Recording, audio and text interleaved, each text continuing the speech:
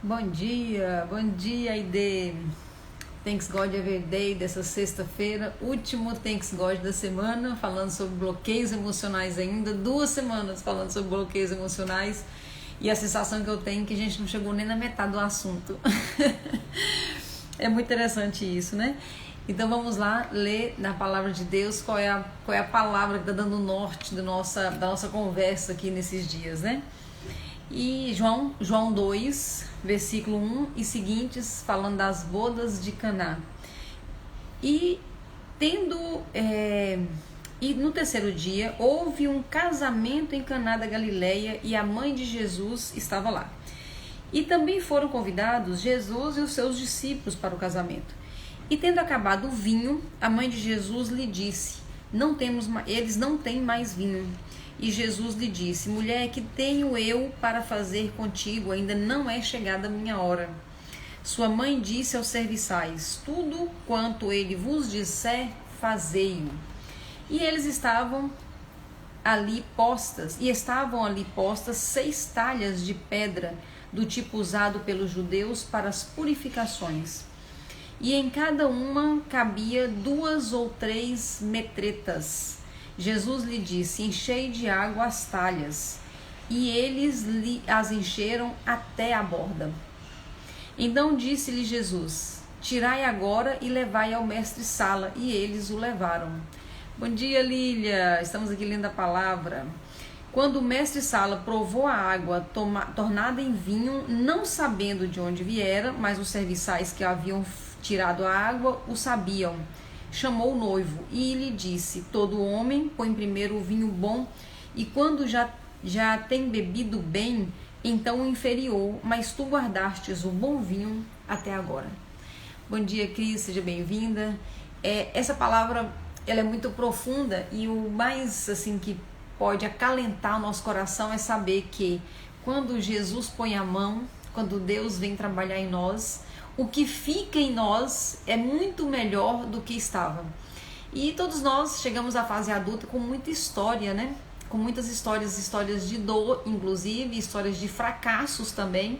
Mas quando o Senhor ele vem trabalhar em nós, e quando nós deixamos Ele trabalhar, Ele faz uma obra que fica muito melhor do que estava.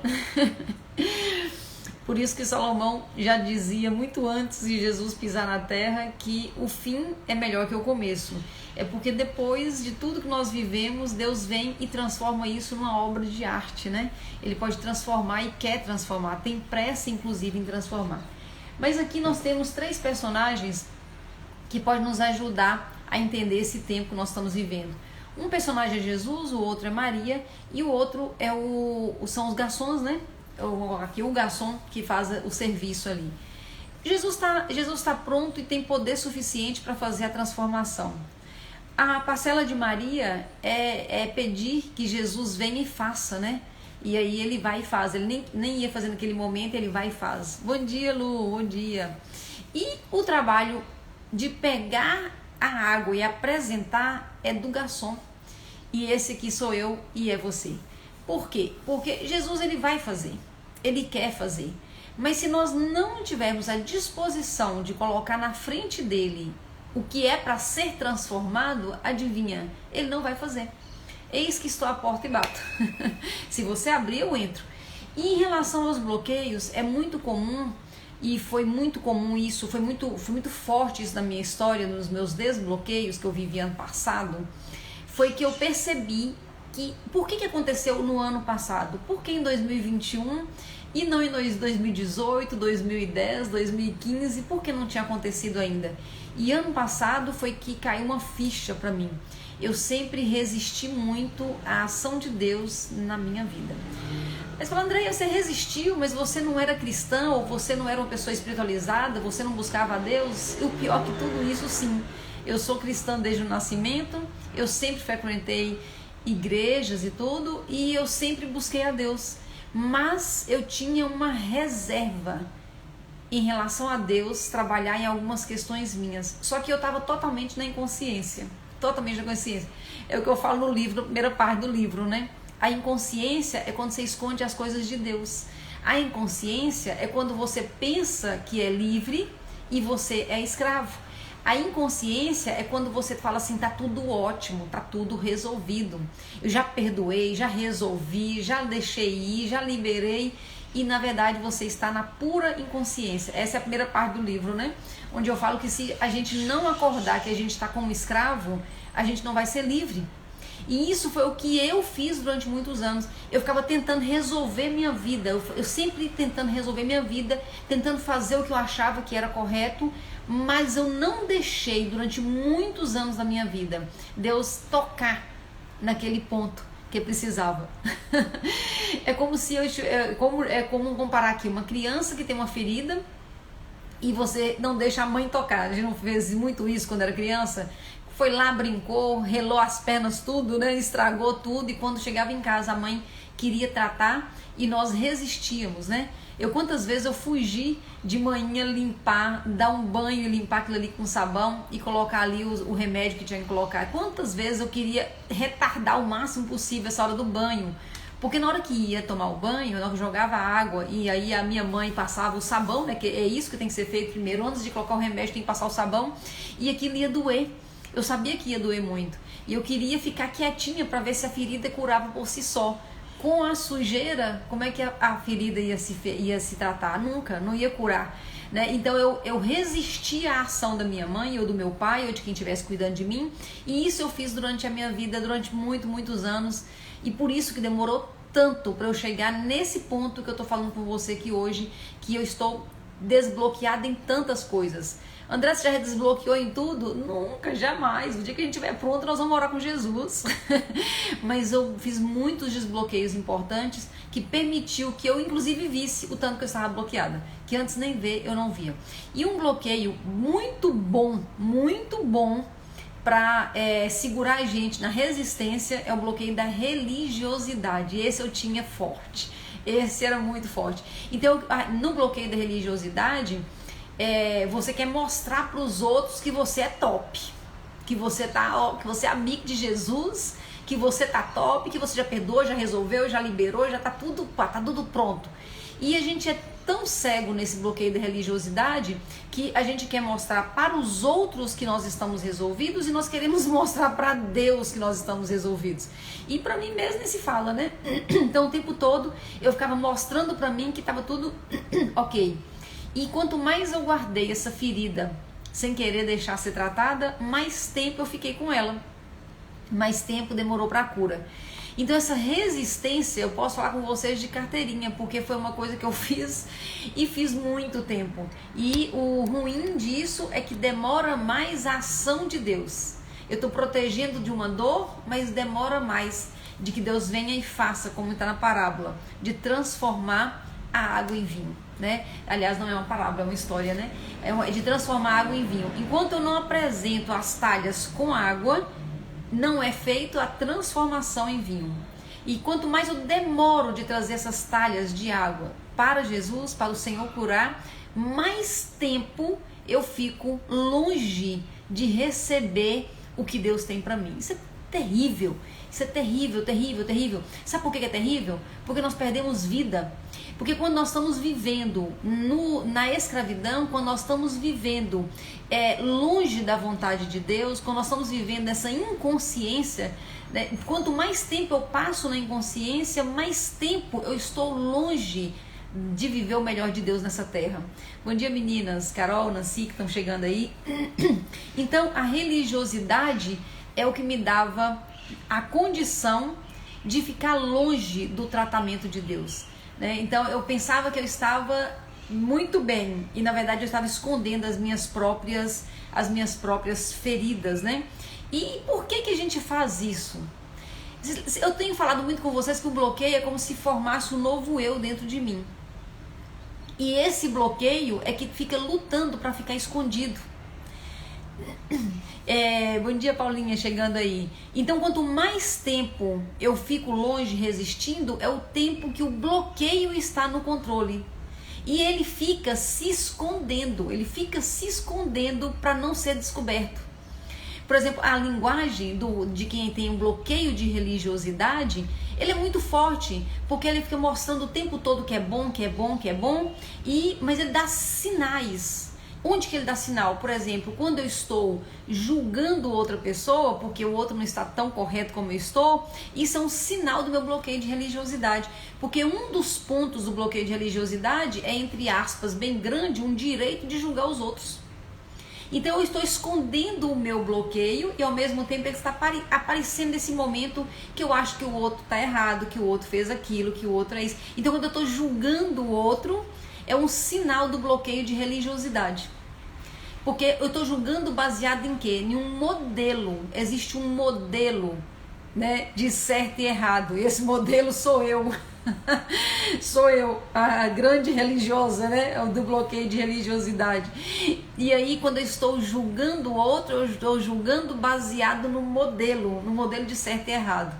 Então isso aí é um sinal muito grande. Se eu tenho facilidade de falar dos outros, de julgar os outros, esse é um grande sinal de que o meu bloqueio está no controle. E aí eu posso conviver minha vida inteira com bloqueio e adivinha, gente, é o mais triste de tudo. Vai ter gente que vai ficar a vida inteira com bloqueios e não vai avançar nada, não vai avançar nada. E por que não vai avançar? Porque não está disposto a fazer o papel lá do garçom, que foi lá e pegou a talha de água e colocou na frente de Jesus. Se nós não fizermos isso, essa ação é nossa, a ação de autorresponsabilidade. Se nós não fizermos isso, adivinha o que vai acontecer? Nós vamos viver 10 anos, 20 anos, 30 anos, uma vida inteira, deixando o bloqueio tomar conta, deixando o bloqueio estar no controle da nossa vida. Então, resistir a este tratamento me mantém anos e anos e uma vida inteira se eu não parar de fazer isso. Isso é o que faz a resistência em nós, né? Então, tem uma história muito interessante na Bíblia que conta que tinha duas pessoas diante de Deus na sinagoga, né? Que é o fariseu e o publicano. O publicano, aqui para quem não sabe, é o cara que é o fora da lei, é o cara errado, é o cara que não era o certinho que estava lá dentro da igreja, né? Era o errado. E tinha o fariseu, que era o certão, que era o todo, que tinha grande intimidade ali na sinagoga e que era um líder, né? Então existia um fariseu e um publicano, ou seja, um certinho e um erradinho. E o fariseu, ele orava falando, ele rezava, falava lá, né, com Deus, né, na linguagem judaica lá, ele falava com Deus. Ele falava com Deus que ele era muito bom, que ele não era como aquele outro publicano, aquele cara que estava do lado, que ele era o cara, o top. Ele estava ali contando para Deus o tanto que ele era top, contando para ele e contando para Deus o tanto que era top. E o outro falou: Senhor, não sou digno nem de encostar, não poderia nem estar aqui, quem sou eu? E nessa parábola Jesus diz que o publicano saiu justificado, né? Olha o que a Paulinha está falando aqui, vi muito aqui, vida da igreja, o pastor colocava em nossas cabeças. O bloqueio da religiosidade, Paulinha, eu falo no livro, né, que é o pai de todos os bloqueios. Porque quando eu estou aqui como o fariseu, ó como eu sou boa, olha como eu sou perfeita, isso aí gera uma guerra muito grande dentro de nós. Por quê? Porque no fundo nós sabemos que nós não somos toda essa maravilha toda, né? Então gera um sofrimento muito grande. E com a mesma medida que eu meço inconsciente, eu meço o outro, eu meço a mim mesma. E eu começo a viver num sofrimento. Por quê? Porque eu não acho que eu sou digna nem de ter as bênçãos de Deus. E aí a vida vira uma confusão. E nós ficamos então longe do vinho novo, nós ficamos longe do vinho bom, nós ficamos longe da ação de Deus quando nós estamos então escondidos atrás dos nossos bloqueios. Mas não conta na história que Jesus saiu de onde ele estava e foi lá pegar a água e transformar. Jesus poderia ter feito isso, muito mais difícil, não é transformar água em vinho. O que custava Jesus ir lá e pegar essa água e fazer uma surpresa? Pam, tudo pronto, está aqui. Mas Jesus não faz isso, ele fala para trazer, né? Então Maria fala: fazei tudo o que ele vos disser. Essa é uma chave, fazei tudo o que ele vos disser. E aí então, não fala parábola, mas eles trouxeram. Então Jesus manda trazer a água. Então Jesus fala comigo e com você, Deus fala comigo e com você, a fonte está chamando. traz para mim, que eu transformo a água em vinho. Mas se você não trouxer para mim, adivinha o que vai acontecer? Nada vai acontecer. Você vai continuar repetindo a mesma história ano após ano. Minha maior alegria em passar de 2021 para 2022 é que eu sabia que finalmente eu tinha quebrado a força do bloqueio e eu não teria outro ano igual a todos, porque os bloqueios não estavam mais no controle. E hoje eu consigo identificar, depois de fazer essa caminhada, quando um bloqueio, porque tem alguns ainda para resolver, tem muitos, a vida inteira resolvendo, né?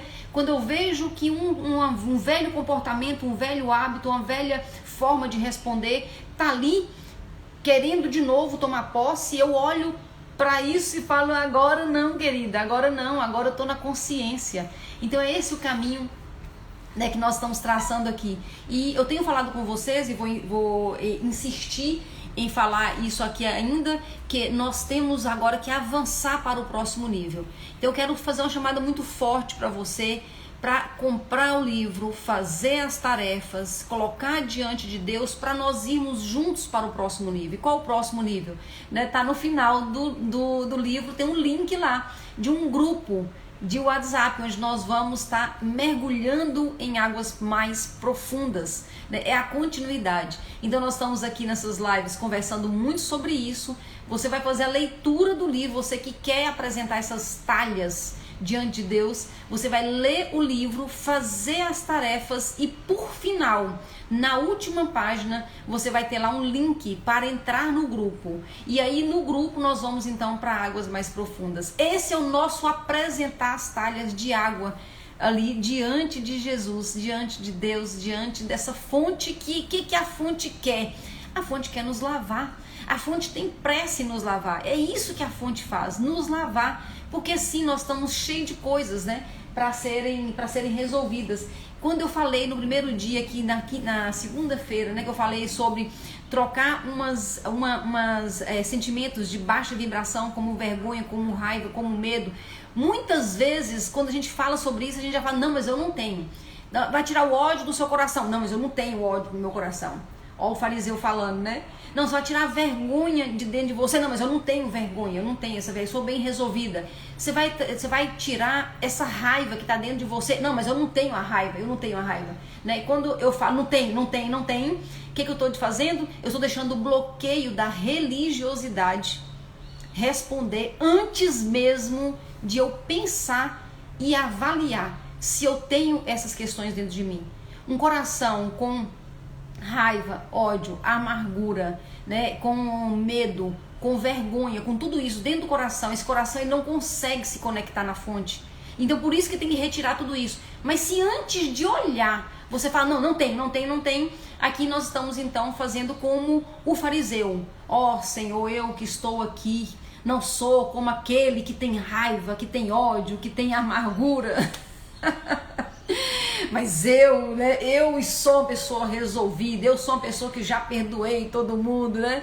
Então esse comportamento é um comportamento que me distancia da fonte. Mas quando eu digo eu não sou digna, eu senti raiva mesmo, eu senti, sei lá, ódio quando aquela pessoa fez tal coisa. Quando eu me ponho dessa forma, eu me ponho de uma forma sem reservas. Eu apresento a água para ser transformada. Bom só Deus. Bom só Deus, eu não sou boa, você não é boa, você não é bom. E quando alguém pisa no seu calo, né? Quando alguém faz alguma coisa que você não gosta, sim, é natural que a gente sinta tudo isso, que a gente sente vergonha, a gente sente humilhação, a gente sente ódio, a gente sente raiva, a gente fica com amargura no coração, tudo isso. Mas não precisamos ficar com isso, nós sentimos isso, mas nós não precisamos ficar com isso. E como resolver então? Apresentando as talhas diante de Deus, deixando Ele trabalhar dentro de nós para construir algo novo. E como diz bem a passagem, o vinho no final da festa, ele foi muito melhor do que no início da festa, porque quando Deus põe a mão, quando Deus cura, quando Deus nos leva para essas águas profundas, o que Ele faz em nossa vida é muito, muito maior do que a gente pode sequer pensar ou imaginar. Deus tem planos bons para mim e para você. Por isso que Ele tem pressa em nos lavar no rio de águas vivas, para fazer para fazer novas todas as coisas, né? Para nos transformar nessa nova criatura capaz de acessar o mundo das infinitas possibilidades. Deus abençoe sua vida, boa leitura, bom exercício, bom final de semana, e na segunda-feira nós nos encontramos aqui, se Deus quiser.